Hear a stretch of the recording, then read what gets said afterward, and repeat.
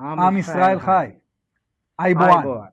Today we are honored to have with us His Excellency Ambassador Reuven Azar, Ambassador to India and Sri Lanka. Now we know that Sri Lanka and Israel have a strong relationship. It's not just in the modern history. We also traded with King Solomon back then. Sri Lanka is one of the earliest country to recognize the state That's of right. Israel Yeah. in 1948, and both nations got the independence in the same year. So this relationship is so crucial. So what do you think about the future of the relationship between Israel and Sri Lanka? Well, we are in a very good trajectory because last year was very significant in the relationship. What happened is that we almost doubled the number of Sri Lankan workers in Israel. And as you know, the Israeli economy is very strong. So and the shekel is very strong. So the salaries that Sri Lankan workers are earning in Israel are usually much higher than in any other part of the world.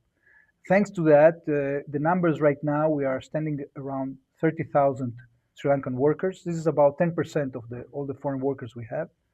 And on average, they earn something like $2,500 per month.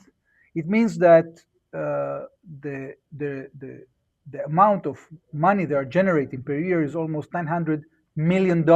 That's 1% of the GDP of Sri Lanka. So it's very significant. And many of the workers, they are not caregivers. They are skilled construction workers that come for specific professions, and they earn much more than the sum that I said. Sometimes they earn $3,000, $4,000. So this is a very unique and is very mutually rewarding because we also benefit from that. So I think that this is a major development in relationship. We are very pleased from the fact that we have a good G2G mechanism with the government of Sri Lanka, and they have generated about 2/3 of the number of workers. So last year in 2025, we recruited 13,000 new workers. 2/3 of them were the G2G, and 1/3 were through the private sector. So this is one area that is very important. The second area that bears the greatest potential is tourism. So last year we had 30,000, but I think the potential is much higher. And I spoke this morning with the Minister of Immigration and the Public Security. We need to target 100,000. The Israeli tourist usually spends a lot of money, and I think it could generate another source of income for Sri Lanka. So we agreed that we're going to create a task force with the Sri Lankan agencies, tourism agencies, to send them to Israel to market Sri Lanka in a much more aggressive way, because again, this can be very mutually beneficial. Absolutely. And you think people-to-people connection between the nations are all-time high right now? Absolutely, because this is creating a lot of interaction. And tourism will create even more interaction because, to interact in work is good. To interact during vacation is even better. Absolutely. And Your Excellency, there's a very important point that you are the ambassador to Israel, ambassador to India. So it is Yes. a significant role in this golden period of the relationship between both nations. Prime Minister Modi recently visited Israel. And what do you think about this relationship? Because this is not just a simple bilateral relationship. One side we have the fastest growing major economy in the world, Right. and the other side we have the startup nation, the nation of innovation. Yeah. So this is a golden combination. This is not just collaboration. This will reshape the entire regime. So what's your opinion in that? And also you are a main part of this golden relationship. So how it feels? Well, it feels great. We have a common interest, indeed, as you mentioned. Israel, despite the war in 2025, we grew 3.5%, which is huge for a developed economy. Our GDP per capita already reached $70,000. And we got last year a lot of foreign investment in our high tech sector. Our defense industries are also doing very well, and they exported last year more than $20 billion. And energy-wise, we also have good production offshore Israel of gas. So the situation in Israel, despite the war effort, has been very fatiguing, is very good. And that means that we have more opportunities with India, which, as you rightly mentioned, is the fastest growing economic power in the world today. So we decided to work together to, first of all, intensify the things that we were already working on, like defense industries. Both prime ministers decided to significantly upgrade the production capability of both countries and the cooperation in production and co-development. So we are going to invest a lot in that in the coming future to create the joint resilience that we need in order to deal with the terrorist threat. Okay, so we are not interfering in the conflict of others, but we are actually creating the capabilities so each country can independently use their capabilities to cope with the challenge. So this is one thing that we've been doing. But in addition to that, we have entered into new verticals. For example, Israel wants to get Indian infrastructure companies to work in Israel because we also are lagging behind when it comes to building infrastructure. And we need big companies that have scale that can help us, especially to build the Greater Tel Aviv Metro project, which is a project that is going to cost about $50 billion. So we need Indian companies. We also signed agreements to cooperate in the field of finance, to develop more financial investments in each country. We signed also a bilateral investment treaty this year. And we want the Tel Aviv Stock Exchange investors to invest in the Indian Stock Exchange. So these are two new verticals. But in addition to that, we want to also upgrade the cooperation in emerging technologies like AI, cyber, quantum.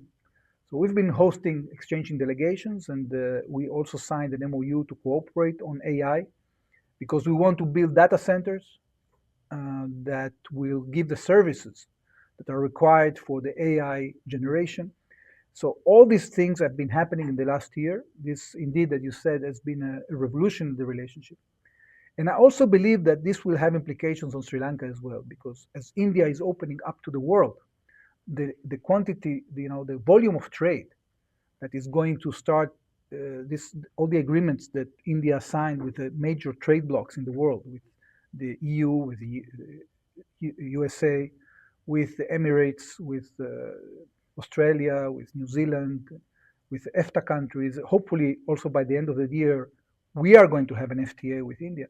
That is going to generate a lot of movement of merchandise and create more availability in the market in a way that will reduce the cost for everybody, including in Sri Lanka. So this trend is very important. But above all, I think what is the most important is that we manage to defeat radicalism, because radicalism and terrorism has been a hurdle on the well-being of every citizen in the world.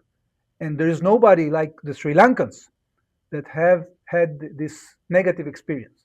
So now that you have managed to overcome the challenge inside your country, I think this opens the way for generating prosperity and stability. So if we manage together with our American friends to defeat the radicals in our region, West Asia, to defeat the Iranian Revolutionary Guard Corps that have been killing so many people around the world, and also in the region, and especially inside Iran, we will create a situation in which there will be a lot of opportunities for West Asian countries, because they can also benefit from the rise of India. There are millions of Indian workers and also Sri Lankan workers in the Gulf. So once the Gulf stabilizes and is free from this terrible threat that was coming from Iran, then there will be opportunities for more employment, for trade, for energy projects, for connectivity projects. That is very important. And Israel, together with the United States, with India and other countries, including hopefully also Sri Lanka, will be able to realize all these opportunities. And also, you mentioned U.S. coordination. So, Secretary of War Pete Hegseth himself quoted that Israel is more capable and brave ally, and we need allies like that.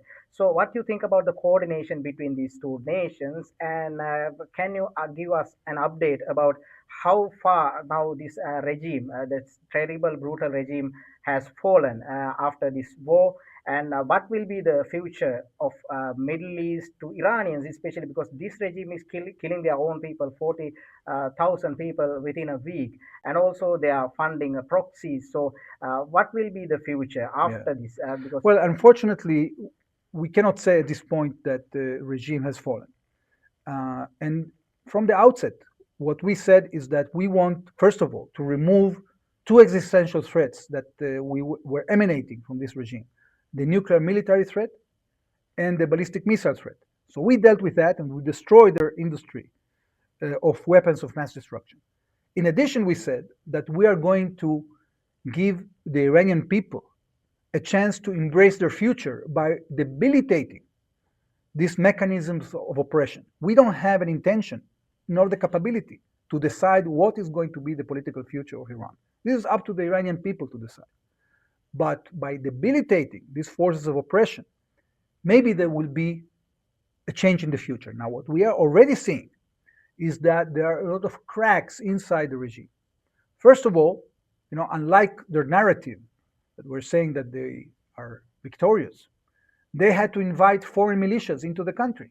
They invited the Hashd al-Shabi from Iraq, the Fatimiyun from Pakistan, militias from Afghanistan. So if they were so stable and victorious, why they need all these militias that are actually undermining their own sovereignty? Okay? If they are so victorious, how come they cannot export oil now? Because there is an American naval blockade.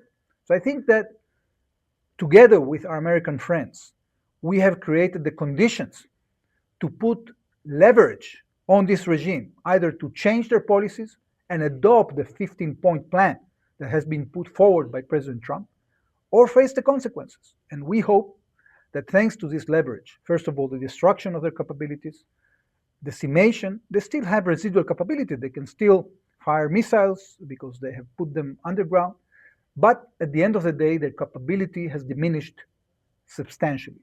And now their illegal policies of extorting their own partners by closing the Straits of Hormuz have boomeranged against them, because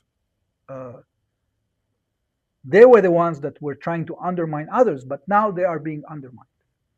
So this has not worked well for them. And by using this Hormuz card, this is a card you can use only once, because in the future, all the Gulf countries are going to find alternatives.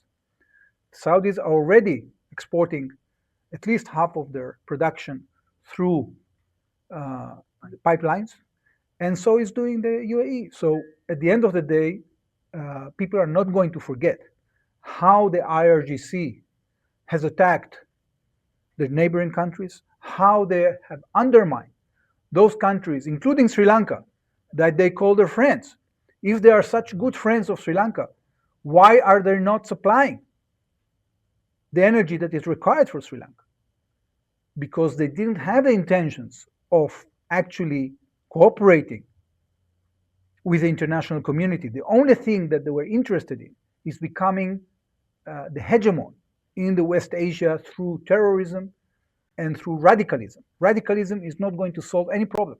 On the contrary, if Iran would have been allowed to build a nuclear arsenal, military arsenal, would have allowed to build tens of thousands of ballistic missiles, there would be and hundreds of thousands of drones. They would be empowered to continue this wave of radicalization. They already, if you remember, before the 7th of October, they were already controlling 4 Arab capitals. So this trend, without the intervention of the US and Israel, would have created a situation that their wave of radicalism would have reached Sri Lanka as well. But thanks to the actions that we've been taking to defend ourselves, we believe we gave a very important service to the world, because fighting radicalism is essential. Standing up to the thugs and the killers, this is essential to creating a future of prosperity.